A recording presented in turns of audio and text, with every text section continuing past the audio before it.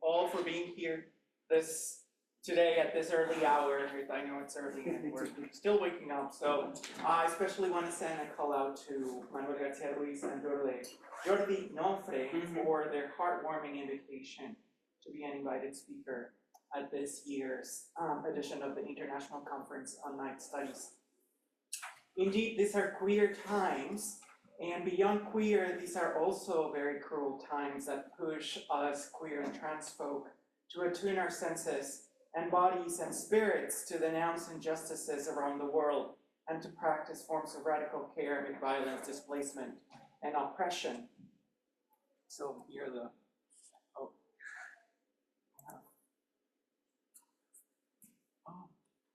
okay, well, night studies. So I dedicate this talk to all of those facing death, particularly in Lebanon and Palestine, but also to all of those queer and trans kids who have gone out at night but never come back. So I will start recounting a brief memory of my own encounters with nightlife to situate the scope of my talk today. On a crisp summer night in 2023, I walked dressed as drag queen Piña Colada into the iconic Casa Club Rochelle, the only cabaret club run by travesti women in Mexico City. Alongside outside scenes of violence, infrastructural collapse, and water crisis throughout the city's working class neighborhoods, the stage inside looks like a jewel whose shine cuts through a sea of darkness.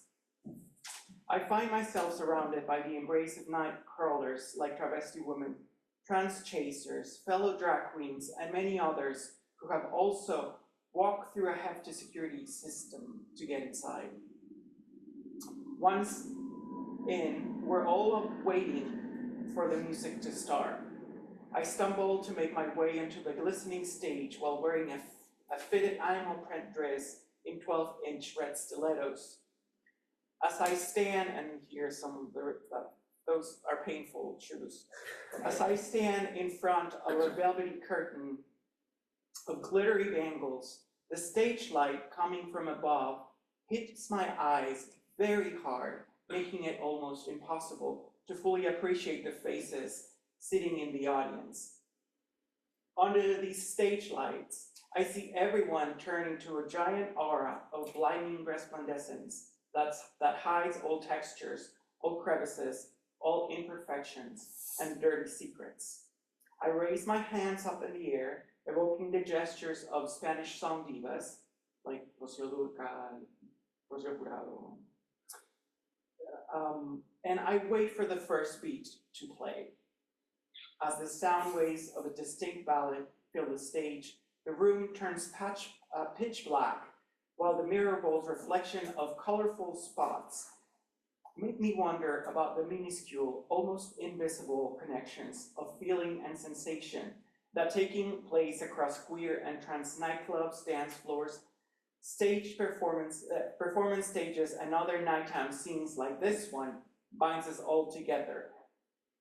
So I recount this memory to kind of illustrate a bit of that metaphor of me twisting my hands when Piña Colada begins to lip sync to basically map out my intention in this presentation, which is threefold.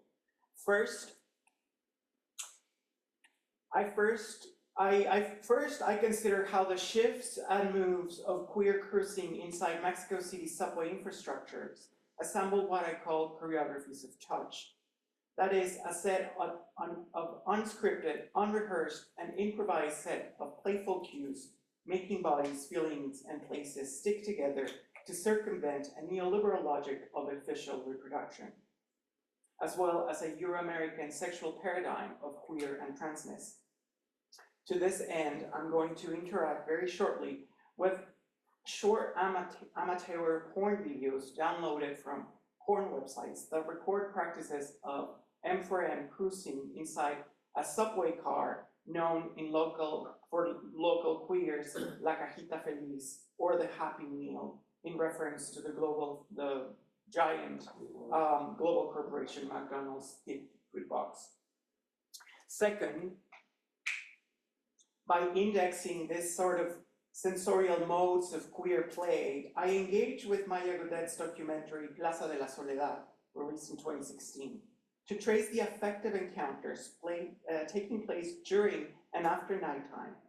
So hidden within the dark contours of a marginal cityscape, ordinary aspects of love, care, and loss emerge from the every night encounters between queer women performing sex work and urban infrastructures. While attending to how queer encounters shape the formation of underground spaces vividly portrayed by the camera, I trace the varied forms of queer life in the dark.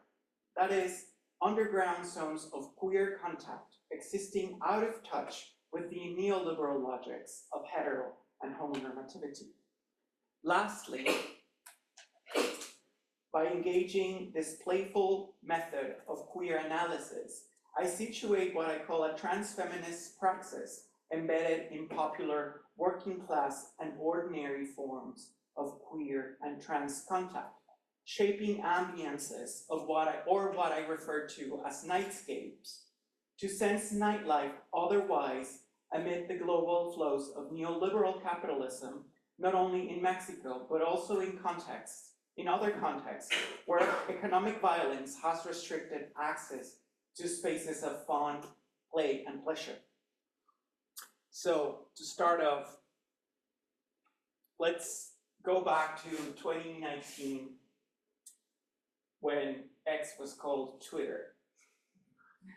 And let's look at this tweet by user Monitoreo 103 that shows two men. I'm not going to play the video because I couldn't download the clip, but you can look him up.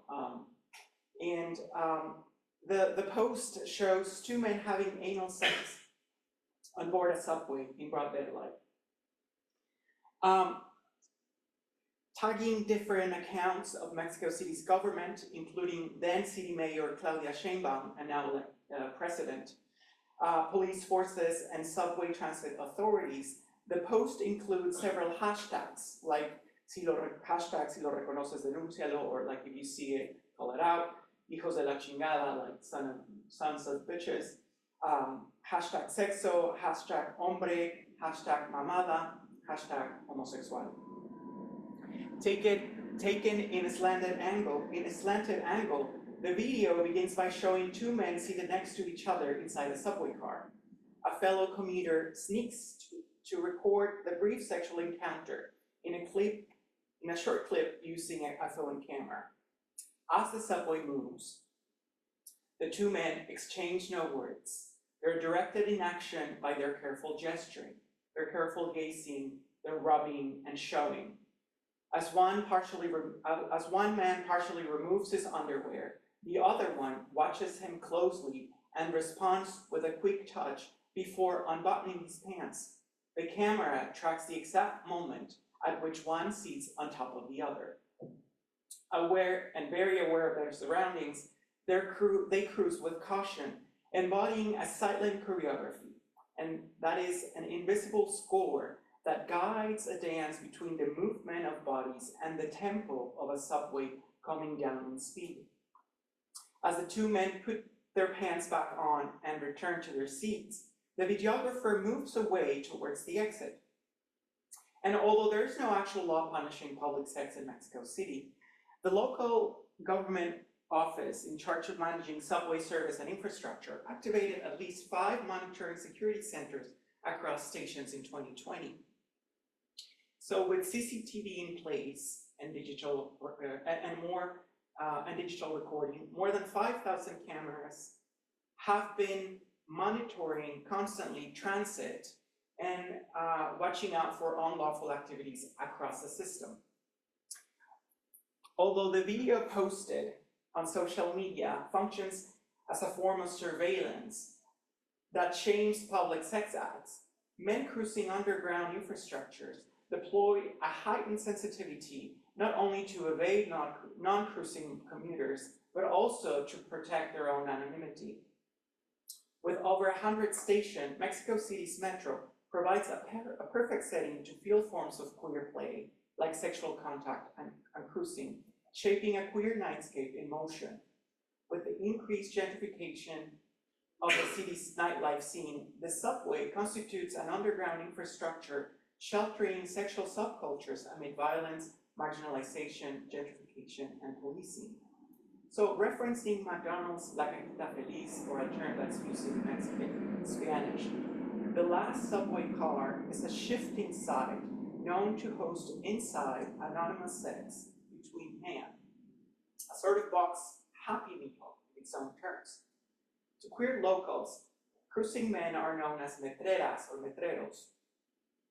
And departing from a privatized way of having gay sex, like going to a hotel room, a bathhouse, or inside a car, metreo unfolds as a rapidly improvised choreography of touch, in which no set order of steps guides a willingness to move across the subway.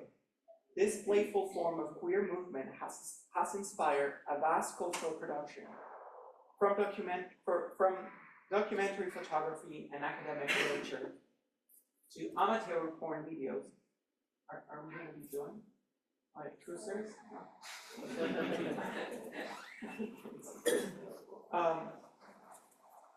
So it's inspired a lot of cultural production, including the social panic media posts. And found across the web, amateur porn clips of metreo include scenes of jerking off, sucking, rubbing, fucking, and touching, recorded with phone cameras by cruisers themselves. Tracing moves and gestures, the videos focus on the size of cruisers' penises, the technique of their stroke, the silence of their gaze, or the awe of their witnessing. For instance, and I'm not going to play the videos, I could, but it'll take longer. Metro Ciudad de Mexico, it's a 42-minute video posting as a documentary subtitle in Portuguese, which, and this video stages a long journey of material that starts from 10 a.m. to almost midnight of the following day. The video interweaves different clips of men walking and cruising with a soundtrack by Panic Girl. One clip shows two men sitting and jerking each other off until one guy skirts on a dirty blue floor. A voice of announcing the arrival into the station cuts off the scene, building up some sort of suspense. Far from reducing public sex to objects of ocular consumption, these digital records decenter a straight focality. In other words, videographers or people recording not only partake in sexual acts, but physically jerk the camera around, making the engaged viewer feel like feel the texture infrastructures and everything in between, facilitating the queer encounter. Featuring mostly working class, racialized brown men, videos portray sex acts in subway cars, corridors, platforms, stairways, and escalator, making palpable how textures of queer play happen at different times and places. While some men only hold a phone for recording, others engage both in the filming and the recording. Even some look directly into the camera as they focus on spotting the perfect time to touch in public, embodying swift, decisive, and silent moves. More than just looking for an orgasm, cruisers find pleasure in a queer touch otherwise stigmatized under the public light. For a regular commuter, these men appear loitering or like just walking around, but their careful waiting and watching is only a facade to the untrained eye that sees them wear jeans, shirts, running shoes, and carry backpacks to cover their body parts. So by examining digital records of metreo, I entertain how embodiments of queer play not only transform the space of commuting into one of careful watching and playful touching, but also enact alternative forms of bodily consumption beyond neoliberal capture. doing away with mainstream modes of cruising like those found through the social media apps on Grindr, Scruff, or Sniffies. These moves reclaim a public infrastructure via touch, play, and sex, making a queer nightscape stick to the material economies of city transit. While centering on how Metreo redefines the limits of public space, I consider the ethical and social-political implication of what it takes for this working-class man to foster a different kind of queer intimacy in public through their careful movement, as men do not even disclose their sexual identity or preference in public. So the interrelations between public sex, subway infrastructures, and playfulness spark a sensorial field of engagement. That is a queer nightscape, or what I call a queer nightscape, enacted by moves that bind the physical, the bodily, and the material through a sensuous consistency, shifting between solid infrastructure and tactile, actual touch, and fluid changes. As such, the choreographies of touch these subway cruisers rehearse inspire ways of connecting through friction, like the jostling taking place inside queer nightclubs. Like, for instance, you stumble upon someone on your way to the bathroom, or when you accidentally spill a drink on someone's lap or shirt. Portraying the interior of a station, a 4-minute video entitled Salida, or Exit, brings in and out of focus a ceiling with bright halogen lights, floor tiles, wall panels, exit signs, metal doors, and a subway platform with an orange train moving in the background. Because it is recorded by Ametreo, and this is part of captures of that video. The camera jerks around, well, not jerks around, but the camera jerks, filming a partially naked threesome gathering at the bottom of a stairway.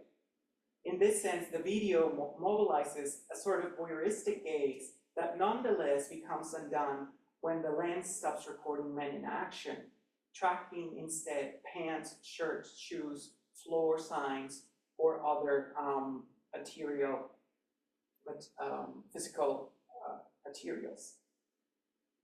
Quickly dispersing, the trio walks away from each other and leans against a cream-colored wall facing the opposite direction until a passerby leaves the stairs.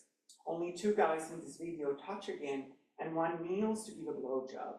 And after finishing up, they jerk off each other and kiss against a platform wall. So to better situate this sensorial reattunement enacted by the moves and gestures of Metreo, I would like to highlight that these men learn how to interact with the material infrastructures around them, as seats and handrails provide a level of protection from outside standards. In some videos, single seats are usually taken by solo men jerking off, while holding bars inside help them, balance their movement, particularly when the trains are fully packed. And when no empty seats are available, men stand next to each other, camouflaging their desire to make physical contact, as in a video called Albañil Nalgón, or like construction worker. Big ass construction worker. Yes, big ass construction worker. Thank you. Unlike other ones, this video only shows 2 men kissing and framing a tall, bearded jock wearing a tight outfit and fitted shirt from behind, holding another guy by the waist facing the door. So the standing tall guy gently caresses and kisses his cruising partner, and starts to eat his ear inside the crowded train, and then you see a little bit of this back shot. Their kissing and licking make them stick together in some way, inciting a sensorial knowledge that balances the movement of bodies inside the subway car. So, and as touching intensifies, the video's short length leaves us wondering what will come next, since the videographer suddenly stops recording to avoid getting caught. So Metreo pushes the boundaries of what it means to care and of where care is possible, where to walk, when to look, how to feel, when to remove their clothing while a subway car is in motion, conjures a praxis of care invested in playful touch. In a two-part video called Metro Gimiendo, a young man kneels to give oral sex next to an entrance door. In its very title, and he's carrying a backpack as he's holding on to the rails inside the car in motion. So in its very title, Metro Gimiendo, or like the subway literally moaning, hints at the way subway cruisers tease pleasures out of architectural designs, figuratively making the subway moan. The second part of the video features this young guy and his cruising partner sitting down a long seat. They remain locked, exchanging passionate kisses as one covers his penis from outside bystanders.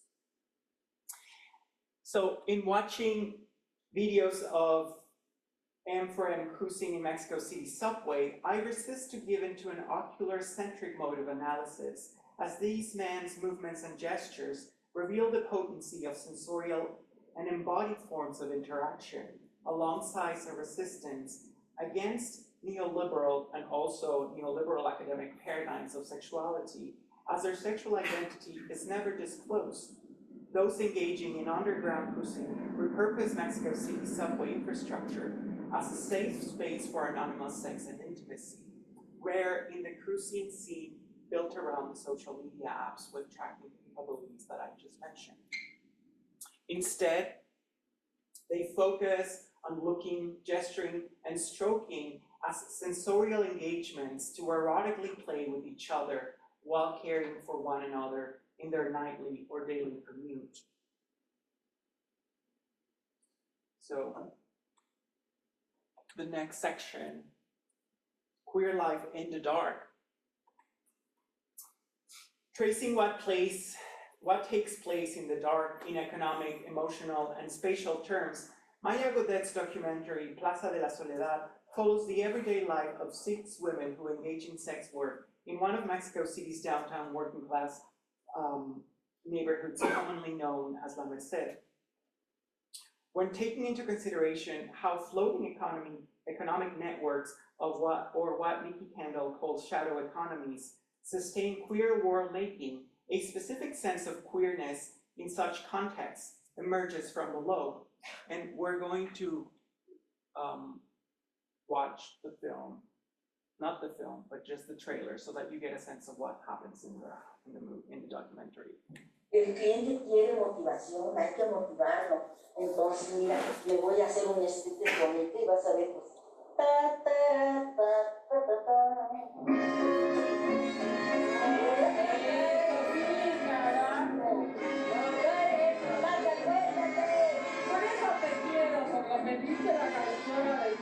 Mira, ahorita me iba a pasar hasta con ese viejito. Ay, no, que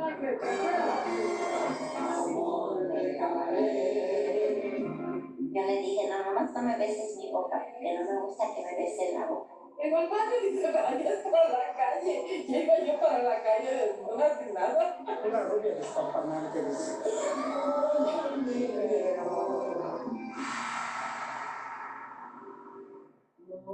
Aquí es donde soy yo mismo, donde no tengo que fingir nada. Tiene una forma de desempeñarse dentro del cuarto con ellos, y yo tengo otra forma muy diferente.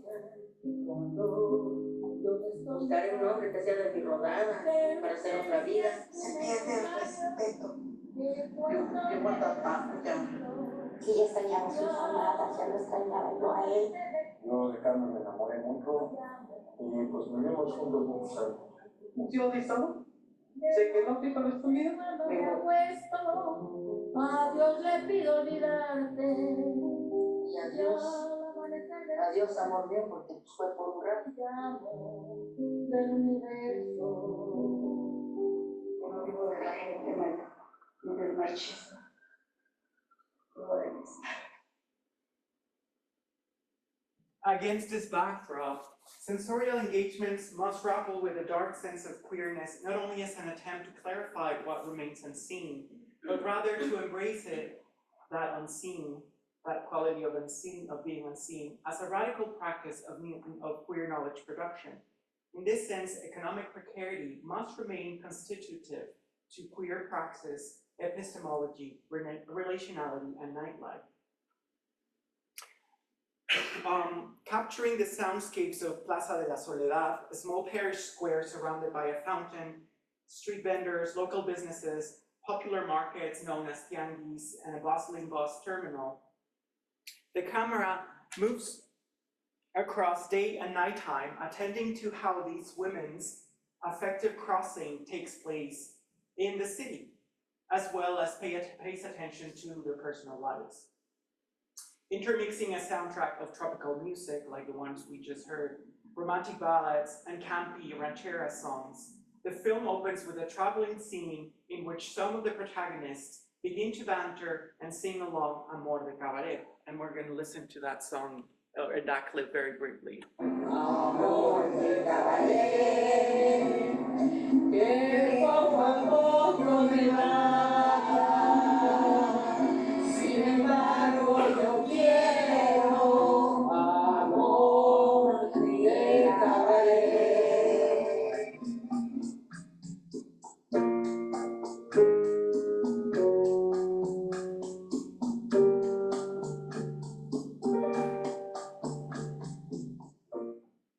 Performed by La Sonora Santanera, this song is popularly regarded as an anthem to cabaret love, as it speaks of the challenging transactions of sex work.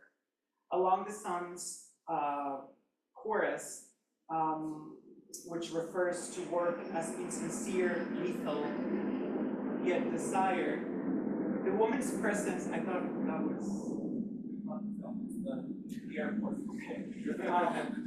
The woman's presence on screen challenges this definition as they enact other communal feelings like mutual care, romance, and solidarity.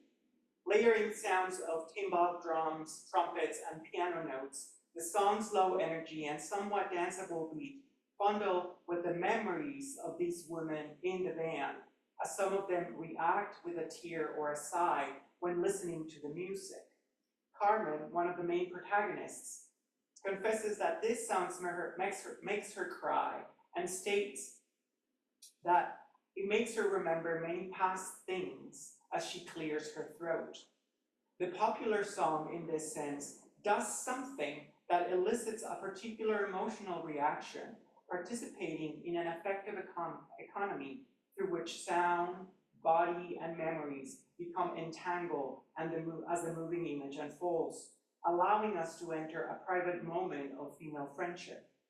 Popular music, in this sense, then travels across the city as a wave of affect, impacting the encounters that take place within these marginal spaces.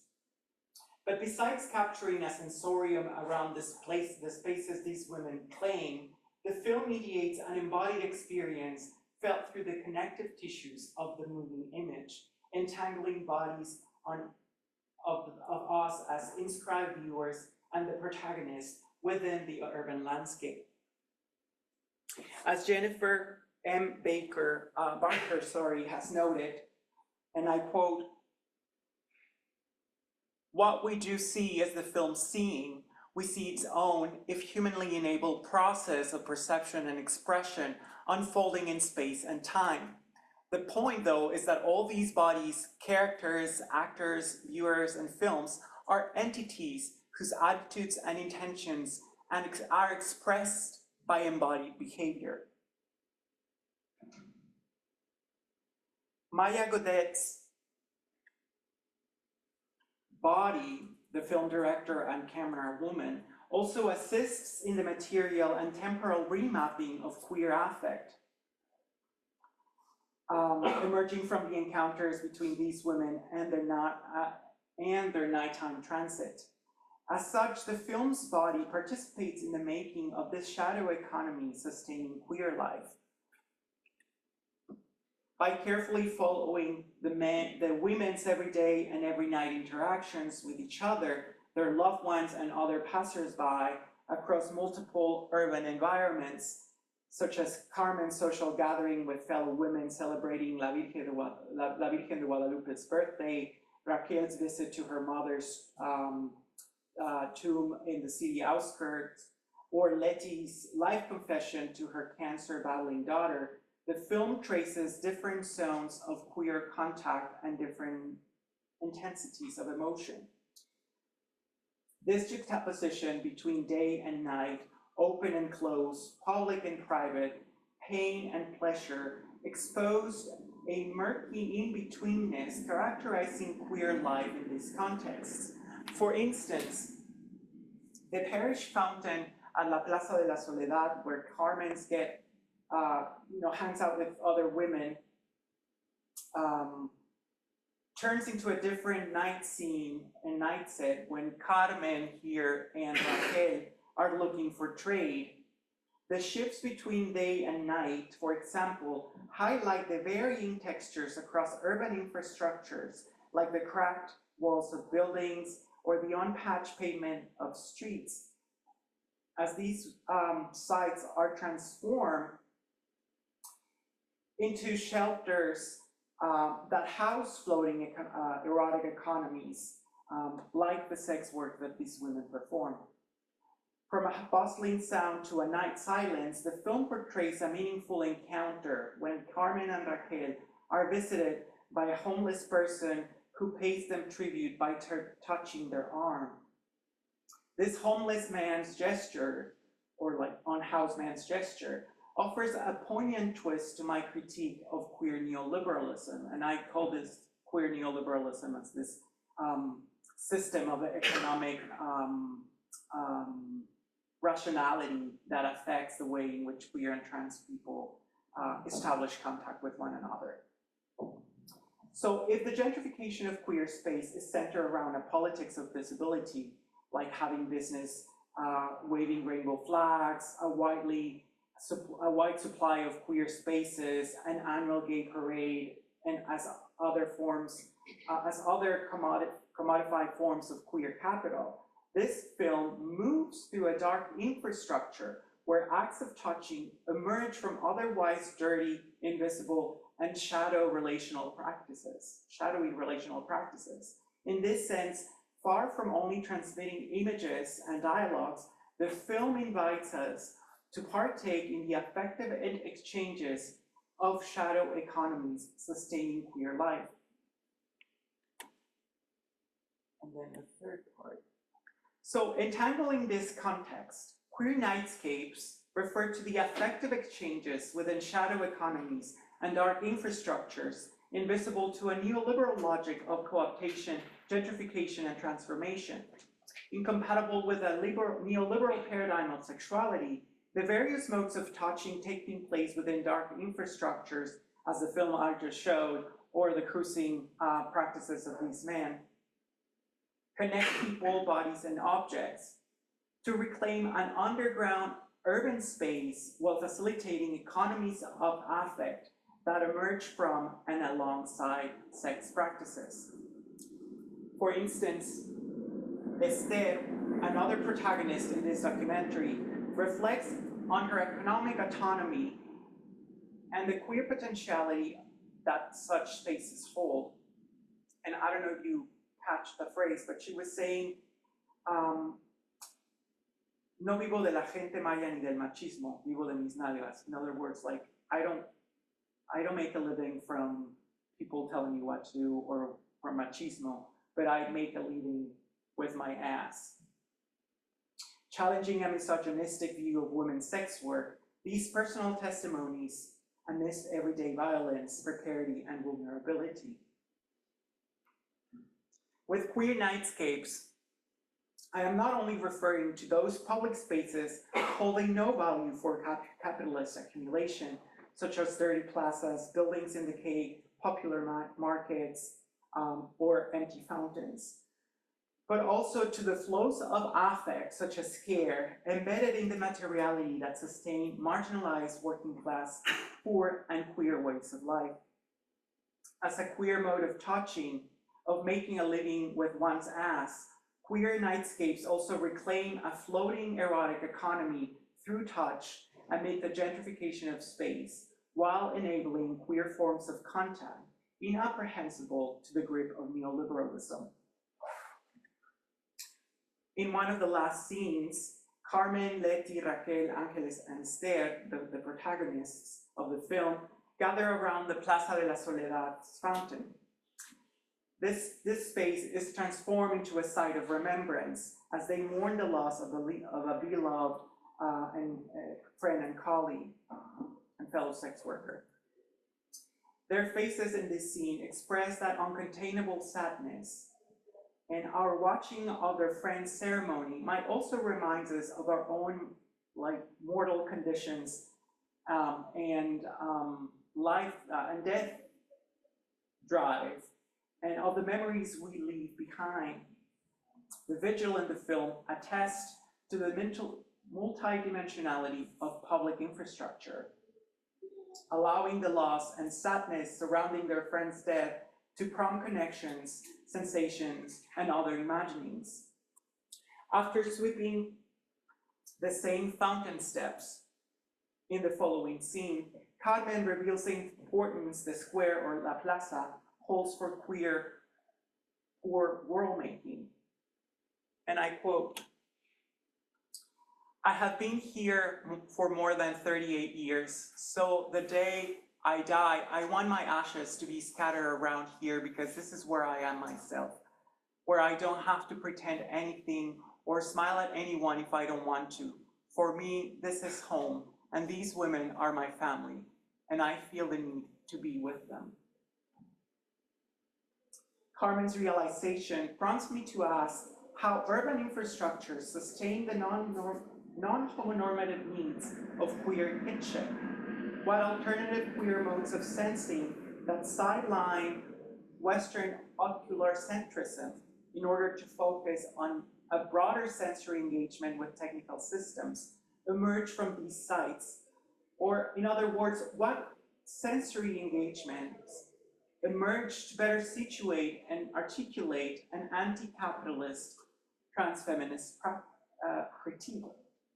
By decentering a neoliberal sense of queerness, Plaza de la Soledad's bodily encounters situates us, as Chandra Mohanty notes, within a particular marginalized location that makes the politics of knowledge and power investments that go along with it visible so that we can engage in work to transform the use and abuse of power.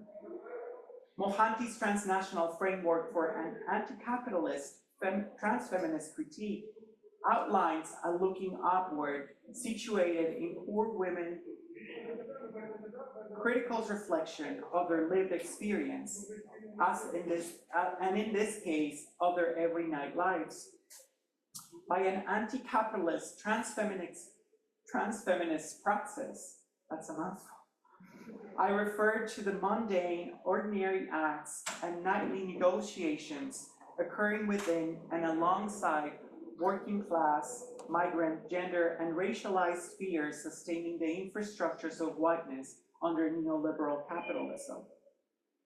Drawing from feminist understandings of capitalist gain and resource extraction, my transnational lens, or what I'm proposing as transfeminism, fathoms queer nightlife as a produced space that intersects various social, economic, political, and affective spheres, but also recognizes the political and affective struggles centering the right to fun, pleasure, and leisure for already exploited and economically precarious subject positions like migrants, sex workers, trans, queer folk of color, indigenous, black, brown, and other racialized minorities.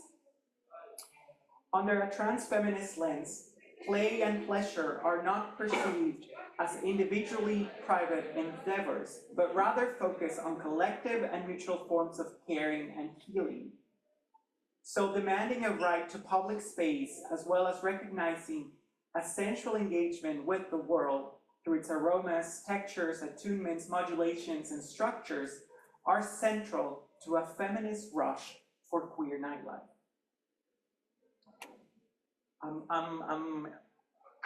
gonna close soon, so bear with me.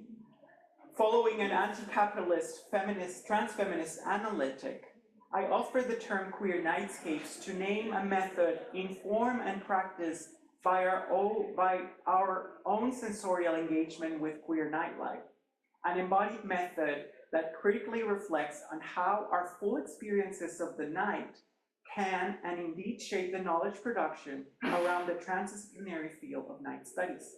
In this sense, queer nightscapes thus come alive conceptually to refer to queer and trans folks' capacity to touch tenderly, animating affective interactions between bodies and the shared spaces amid economic precarity. Even ephemeral, this queer modes of touching and sensorial engagement immanent to queer nightscapes reclaim a floating erotic economy against the gentrification of public space.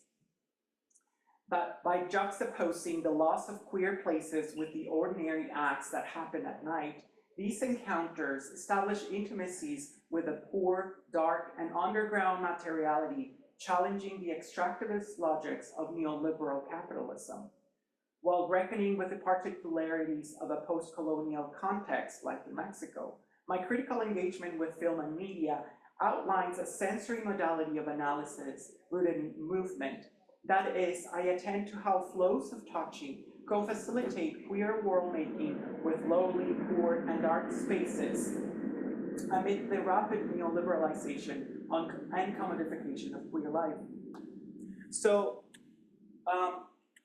looking back to my opening memory as Piña Colada, and as a way of showing how my own sensorial engagements inform my own practices of writing about queer nightlife, I would like you to stop for a minute and think of those instances in which you were impelled by action and emotion during your own experience of nightlife. In other words, how does, for instance, the music of Donna Summers make you move? Or how did the drinking rampage that you had the other night allow you to come into terms with a sense of loss? Or in the case of Piña Colada, how did Rocío Jurado's song Punto de Partida help me get through the last heartbreak?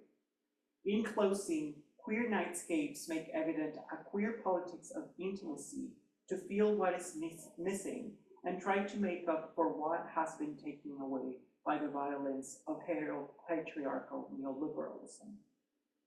So borrowing from such anti-capitalist trans-feminist critique, Queer Nightscapes provides a transnational queer praxis to look, touch, and sense from below as it encounters and bundles with a queer sensorium in the shadow. So that's yeah.